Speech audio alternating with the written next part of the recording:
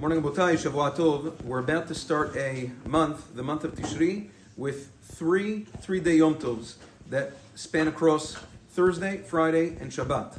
The Gemara tells us in Masechet Betzah that just like the Chachamim said that a person cannot cook on Yom Tov for a weekday, and also a person cannot cook on one day of Yom Tov for the second day of Yom Tov, the Chachamim also said that a person cannot cook on Yom Tov for the following Shabbat. It's asur because it's considered an affront, it's considered disrespectful to the Yom Tov that one is currently in. However, they made an exception. They had a way that a person can prepare for Shabbat on Yom Tov, which is through an Eruv Tavshilin. Eruv Tavshilin, the way it works is that although a person is not able to begin cooking and preparing on Yom Tov for Shabbat, the Chachamim said if you designate bread and a cooked food before Yom Tov, that'll show that you have already begun your preparations for Shabbat before Yom Tov as a result of this Eruv Tavshilin. And then on Yom Tov, you're just finishing off. And they said to finish off preparing for Shabbat on Yom Tov is okay. That's the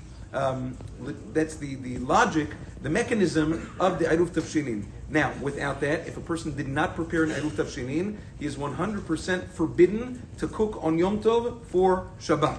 Now, how's a person supposed to prepare an Eruv Tavshilin? As follows.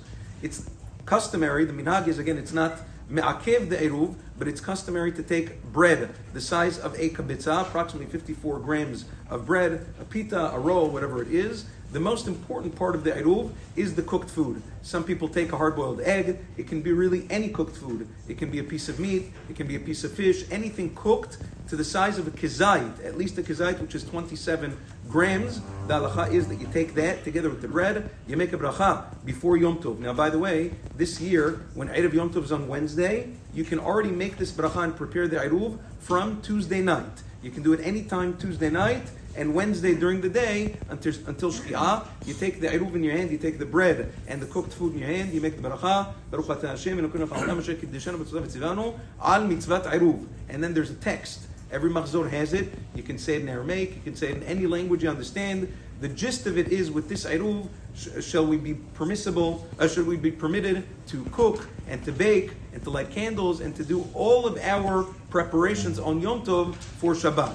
And afterwards, you take the eruv, you put it away. Some people put it in the fridge, whatever. You have to keep it in a safe place. In order to cook on Yom Tov, the eruv has to still be around. You keep it there until you're done cooking, and it's customary to eat the eruv, the bread and the cooked food, during one of the seudot shel Shabbat. Now, if a person forgot, almost in every city, the Rabbanim of the city we'll call them communal eruvs.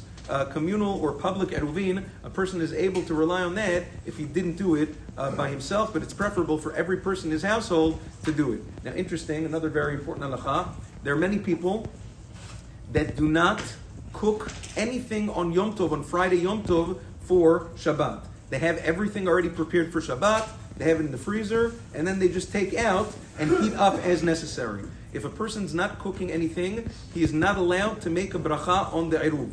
Making a bracha on the eruv is only when you intend on cooking on Friday Yom Tov for Shabbat. If you're not cooking anything, you're just reheating. You may make the eruv. You don't need to according to the letter of the law. You may make it, but not to make a bracha. And certainly, if you're not reheating, let's say you're not eating at home, all you're doing is lighting candles. The Da'at Marana Shulchan Aruch, that doesn't require an Eruv Tavshilin at all to light candles on Friday Yom Tov for Shabbat. Have a wonderful day and Shavua Tov.